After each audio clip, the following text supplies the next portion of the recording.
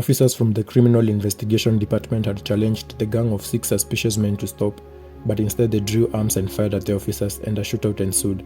This was official police statement given by the Langata police boss Augustine Kimantiri pertaining the events on Langata Road, Leah Wilson Airport on Wednesday morning 19th of January 2011.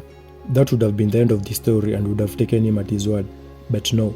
The next morning, the Daily Nation published another version of these same events that caused a nationwide public uproar because for once, this counter version was accompanied by the undisputable proof of pictures taken by a very brave eyewitness and brought to light once again infamous techniques employed by the police to cover for their misdoings. Hello everyone, welcome back to History Calls. If you're new here, please subscribe and be sure to leave a thumbs up for the video and you'll have a better day than mine. According to witness accounts pertaining the cold-blood executions on 19 January 2011 on Langata Road, these were the orders heard from one of the police officers to the 3 men who were forcibly removed from their station wagon on that morning. The police frisked them and recovered an American pistol tucked in the waistband of one of the suspects. They were then forced to lay face down on tarmac and the police opened fire at them at point-blank range for a sustained period. The photographs taken by the witness clearly tell the story. A deliberate and calculated cold-blood murder.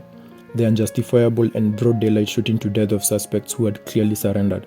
But concerning the overall picture, this is just the tip of the iceberg.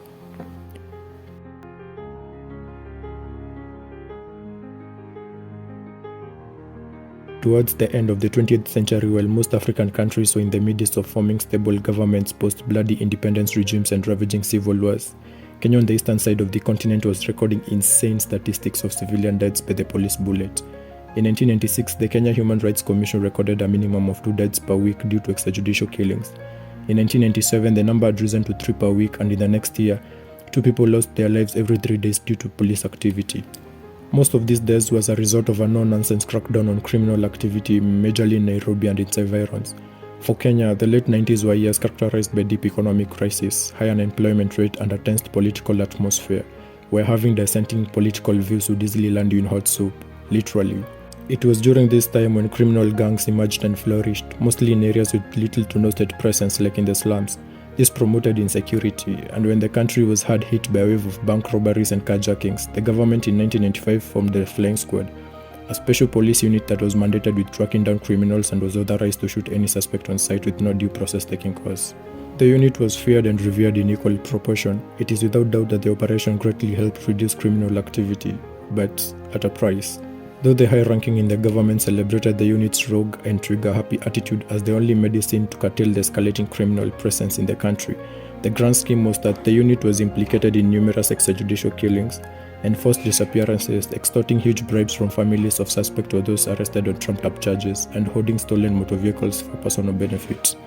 The then UN Special Rapporteur, Professor Philip Alston, had this to say on extrajudicial killings or summary execution after he visited Kenya in 2009. Perhaps the most surprising outcome of my visit was the extent to which I received overwhelming testimony of the existence of systematic, widespread, and carefully planned extrajudicial execution undertaken on a regular basis by the Kenyan police. The new Kenyan Constitution, promulgated in 27 August 2010, guarantees that all Kenyans have a right to life, and the circumstances under which this right can be deprived are also stated clearly. Over a decade later, since the set of laws was made known publicly, have cases of police-instigated deaths reduced, or are the police just getting better at it? Let's look at the statistics. Though marked by several fulfilled promises and accomplished projects, the second tenure of the Jubilee government is classified as a bloody and violent 5-year period in the history of Kenya, which saw 726 people dead as a result of police killings. Though a fraction of these were killed to protect life, the rest were nothing short of extrajudicial killings and eminent acts of impunity. Take for instance the year 2017. 74 out of the 152 total police killings was a result of summary executions. A mere 38 killed to protect life, and 40 more people died under unclear circumstances.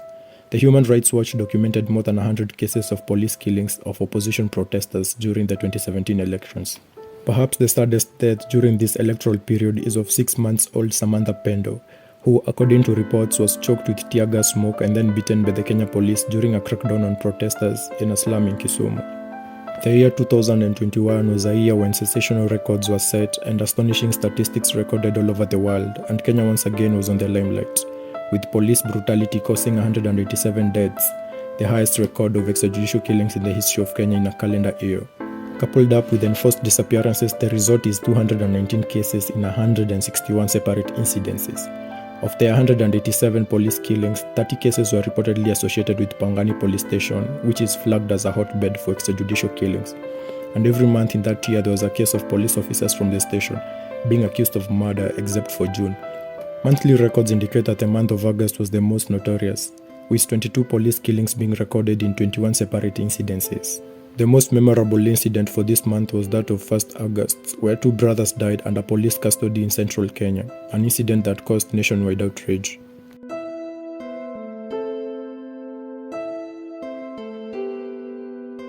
The statement from Langata Police Boss Augustine Kimantiri on January 19 events is part of the tradition of police spin doctoring, and there are numerous incidents to prove that it is not a one-off, but a deep-rooted vice in the police administration. When Dr. James Nganga Kariuki was shot in cold blood on January 24, 2009, the police officer responsible for the shooting immediately filed a report that a bank robber and a Mungiki member had been killed. That would have been the end of the case were it not for the fact that James was the son to ex-Gatundu North legislator, Honorable Patrick Muiruri. It later transpired that a brawl between James and the police officer had started in a nightclub in Westlands and extended outside the entertainment spot. And along Forest Road, the former police inspector Dickson Munene and his associate Alexander Chepkonga blocked James' vehicle. On inquiry where the two had blocked his vehicle, James was shot 3 times. Dickson was convicted of his murder and sentenced to death, but the sentence was later commuted to life imprisonment. After appealing for reprieve in 2017, the sentence was further reduced to a 20-year jail term taking effect from 2011, and was walking free in 2021 after being described as a model prisoner. The deceased family demanded 136 million shillings as compensation for their loss, but the state could only part with 15 million. When one Robert Murithi was found dead in a cell at Pangani police station after being detained for failing to raise 200 shillings fine, Starehe police boss Julius Kiragu was quick to state that the 30-year-old collapsed in the cell, blaming underlying health issues. But his statement would later be discounted by Robert's brother Isaac, who after visiting the city mortuary where his brother's body was kept noted this. His clothes were soaked in water, bruises on his body oozing blood mostly around his head. From our deep observation, he suffered a fracture on his leg and his hands appear to have been tied, sentiments that were confirmed by his autopsy reports. Another method employed by the men in blue that often goes hand in hand with lies is deny, also a profound vice in the police administration. Professor Alston would note, "The police commissioner in particular, along with various other senior officials, assured me that no such killings take place, but he and his colleagues appear to be the only people in the entire country who believe this claim."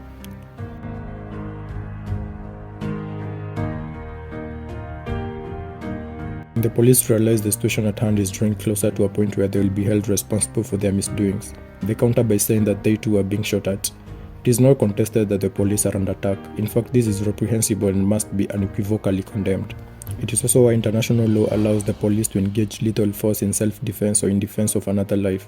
But were the shootings of January 19 about self-defense or defense of another? What of the other numerous recorded systematic shootings of suspects who are reliably reported to have surrendered to the police?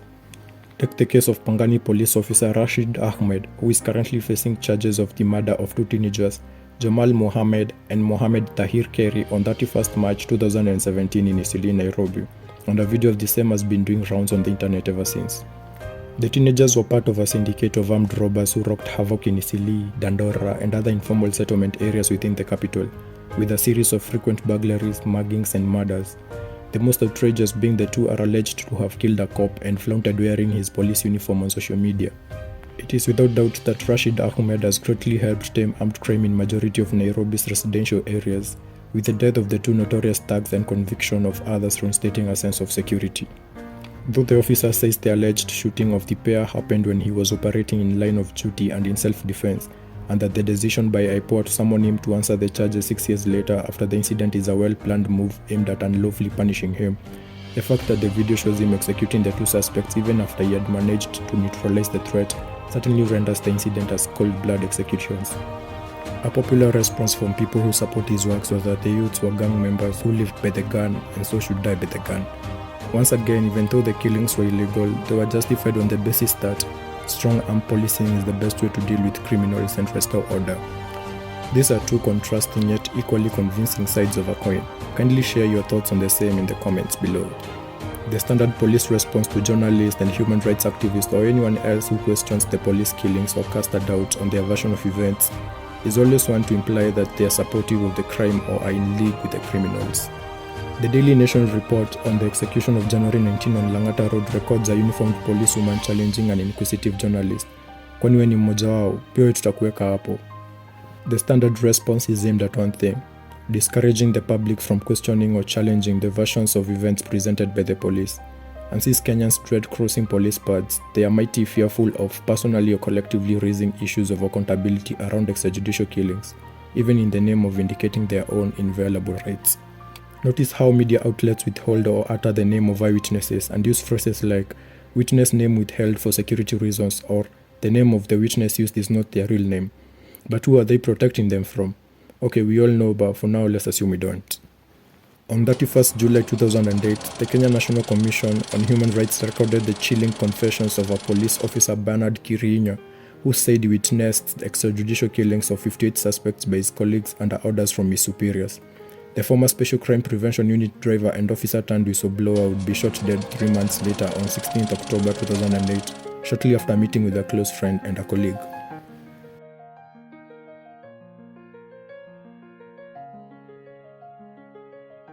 Even though the continuation of the shoot-to-kill policy may offer some sort of psychological comfort, it has failed to tame armed crime in Kenya effectively. Many Kenyans will admit to feeling less safe, especially during this era when police squads have been in existence and discharging their duties with impunity. It is therefore clear the policy is not doing us any good, not the police, nor the public, and the fear of being part of the statistics has increased, forcing the citizens to migrate behind higher walls and seek more protection from a variety of private sources, including private militia. Hence, a number of things need to be done here. For start, investigations by a credible, competent, and an independent organization to the January 19 shootings and other purposeless shootings alike. An audit of extrajudicial killings need to be urgently undertaken, leading to an open and independent vetting process of the police. Also, the vetting process need to be more vigorous and strict, so as to only admit into the system dedicated and devoted policemen and women who follow the law and terms of work to the letter, not servicemen who are after money or fancy the idea of exercising authority over others and being feared in the society. Training, retraining, re-evaluation, and configuration of just how police conduct their business is vital, and anyone who falls short of the qualification should be expelled out of the system without compromise. Then decent pay, housing, and insurance are all issues many have argued tempt the police to collaborate with thugs. Therefore, adequate resourcing needs to be undertaken. With this done, we'd record considerably low rates of extrajudicial killings and enforced disappearances. Otherwise, if only one or a few of these are observed, we will never stop singing the same song. Hey, be sure to check out this video here that talks about how lawyer Willie Kimani and 2 others were executed by cops. Kindly subscribe to my channel and leave a thumbs up for the video. See you in the next one.